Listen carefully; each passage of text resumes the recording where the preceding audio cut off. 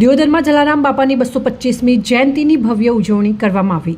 લોહાણા સમાજમાં ઓલિયા દેવ તરીકે પૂજાતા પૂજ્ય જલારામ બાપાની 225મી જન્મ જયંતિ પ્રસંગે દિયોદર મધ્યે આવેલા જલારામ મંદિર ખાતેથી ભવ્ય શોભાયાત્રા દિયોદર શહેરના વિવિધ રાજમાર્ગો પર પ્રસાર થઈ હતી, જ્યાં શહેરના લોકોએ સ્વાગત કર્યું હતું।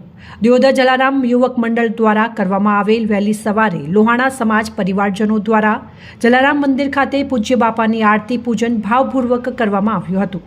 ત્યારબાદ સમાજના તેજસ્વી તારલાઓનું સરસ્વતી સન્માન કાર્યક્રમ યોજાયો, જેમાં સમાજના વિવિધ ક્ષેત્રોમાં અભ્યાસ કરતા વિદ્યાર્થીઓ અને બાળકોનું પ્રથમ, દ્વિતીય અને તૃતીય નંબરથી પ્રોત્સાહિત કરી બહુમાન સમાજના આગેવાનોના હસ્તે સન્માનિત કરવામાં આવ્યા હતા।